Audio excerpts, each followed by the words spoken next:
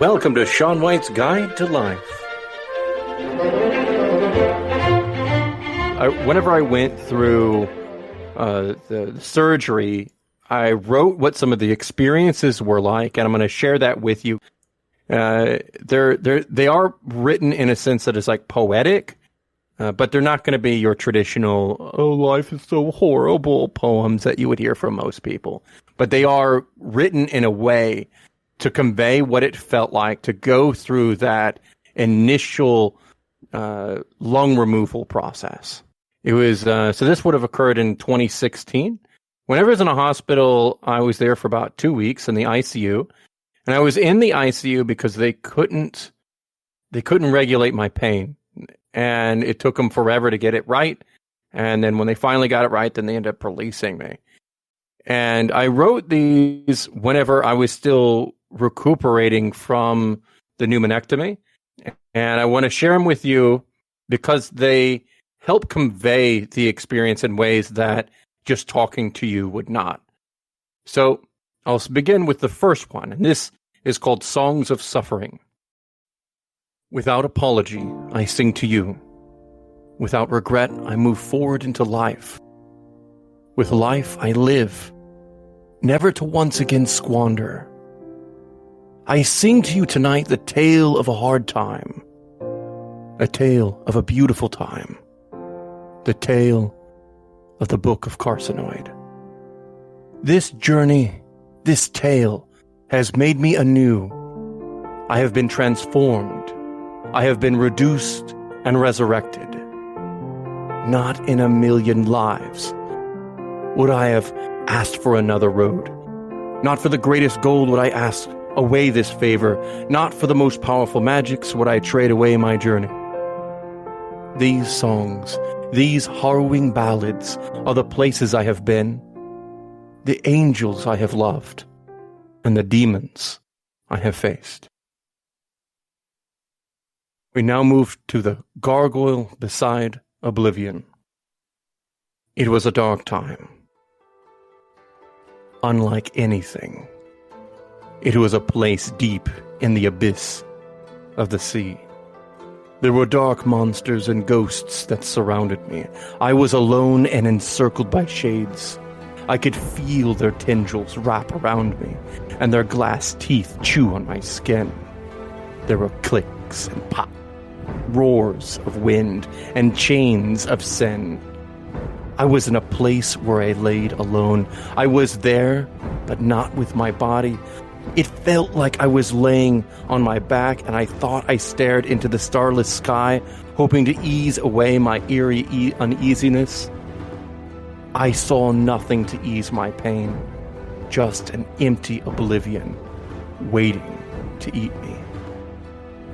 There was an ever so silvery, slick chill that talked to me. It said somewhere else there was my body would be. Then I began to feel the slick chill warm, becoming so hot it sizzled like grease in an old iron pot. Enveloped and squeezed each nerve within me.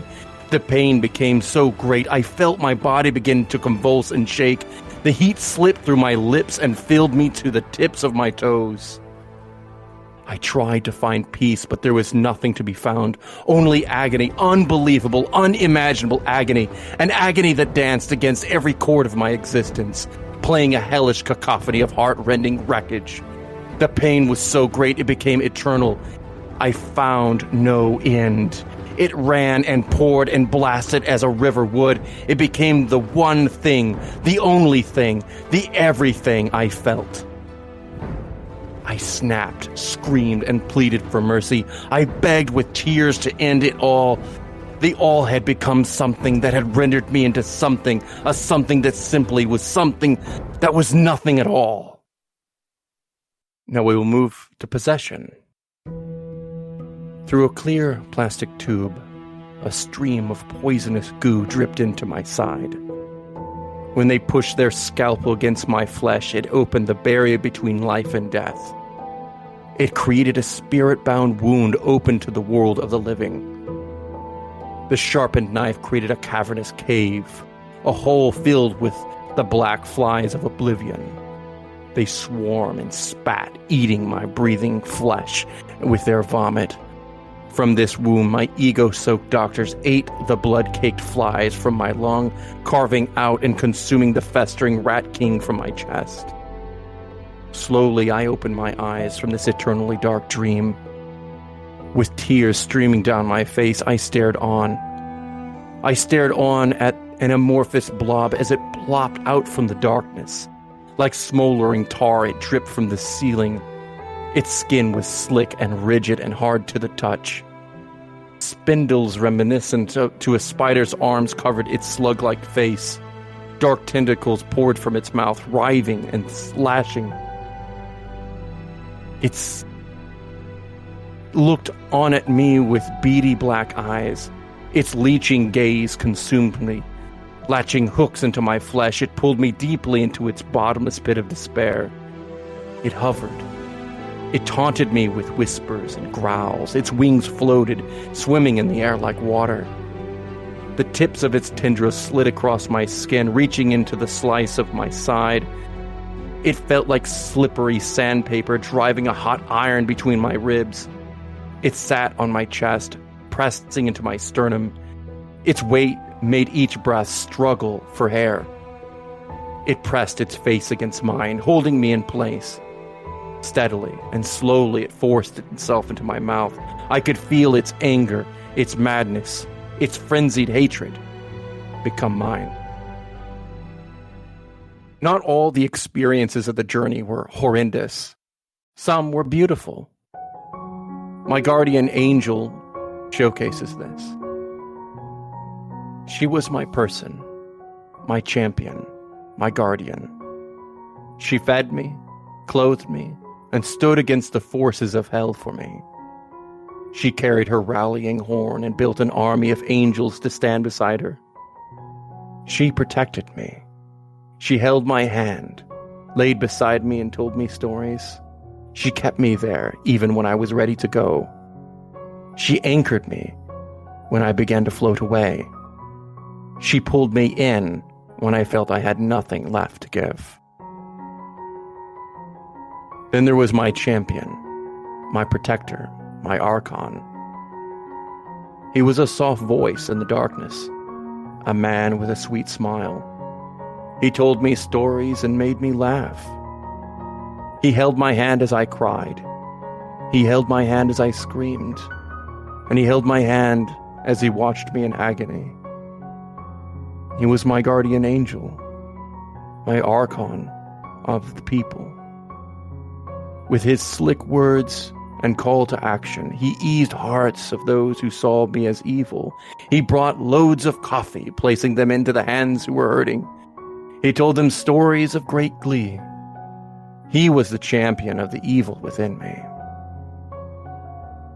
And we cannot forget about the lady and the Isle of Hope. I have never felt a connection so profound, a heart power with so much pull, an immortal love transcending time and space and spirit of man. Lost in the sea of specters, she saw my Isle of Hope. She held it in her hand, a glowing lantern that lit her innocent smile and guided me into her arms. Never in my life have I experienced such profound love, such fullness of heart, such a trueness of person.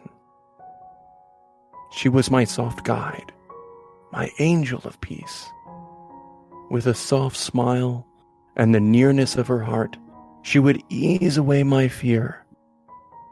For a moment, I could forget my terrors and set aside my agony. Her heart would heal me. It would shield me from the winds of horror that kicked glass and sand into my teeth. With her touch, she would raise me above the boiling sea of despair. Within her hand, she would cover my ears, hiding me from the screams bellowing from the sea of lost souls.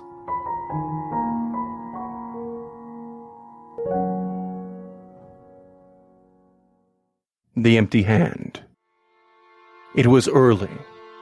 The sun sat outside the tiny window beyond the reach of the bed. The air was cold, but my hand was warm. warmed by the hand, the touch of one that was familiar. The time of the clock clicked 7, and the hand released me as my eyes slipped away into a great, deep sleep. I was alone. Waking, I was frightened. I knew no one. I looked for the hand that held mine, but her hand was gone. Alone I was left. Ghosts moved this way, then that. I was confused and concerned.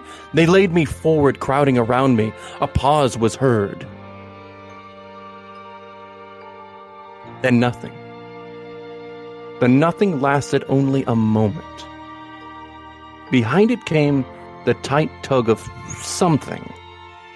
The something was a hot sting, a tingling numbness, a strange sensation that with the touch of a breath's hair transformed.